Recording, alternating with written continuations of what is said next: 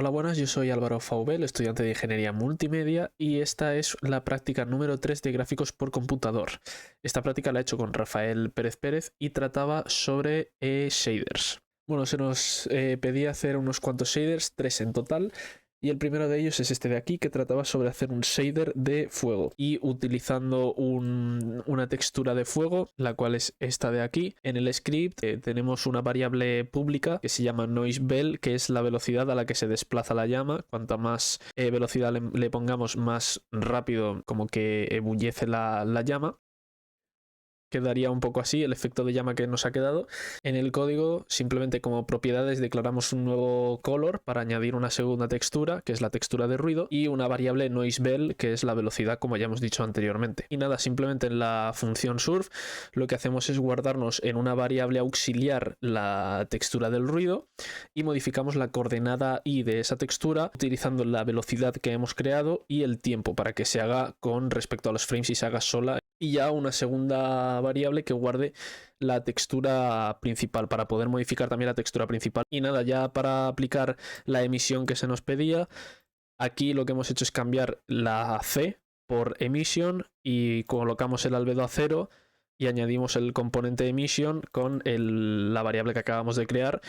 Y simplemente hacemos eso. Bueno, para el segundo ejercicio se nos daba una columna y un río. En este caso el ejercicio 2 trataba sobre dos tipos de deformaciones sobre la columna.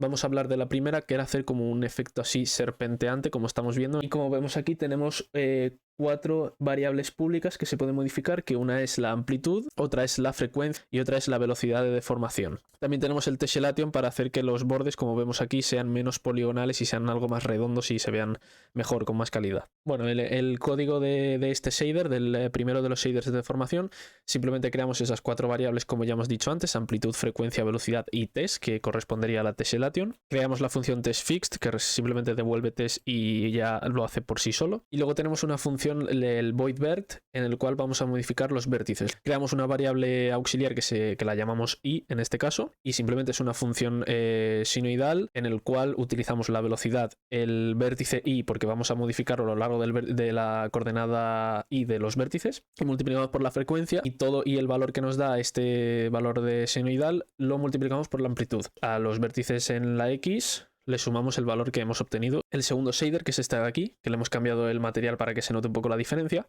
El otro era serpenteante y este es como un estrujamiento, como veis aquí, las líneas como que se va estrujando la columna. Como vemos aquí, hemos creado una variable pública angle. Creamos una variable pública, o sea, una propiedad pública, que es la angle, que se puede modificar hasta 100. Y en este caso hemos creado dos funciones, la función rotate y la función vert. En la función rotate simplemente lo que hacemos es pasarle un vértice y un ángulo. Creamos la matriz de rotación básica y utilizamos los cosenos y los senos del ángulo, en este caso, que le pasamos. Esa matriz lo que hacemos es multiplicarla por el vértice que le pasamos a esta función. Y el vértice lo obtenemos de la función vert, que la tenemos aquí abajo, que simplemente lo que hacemos es utilizar la función de rotar, rotamos todas las coordenadas del vértice y lo transformamos en radianes del ángulo que le pongamos. Y normalizamos el vector para arreglar un problema de iluminación que se nos planteaba en la práctica en el PDF.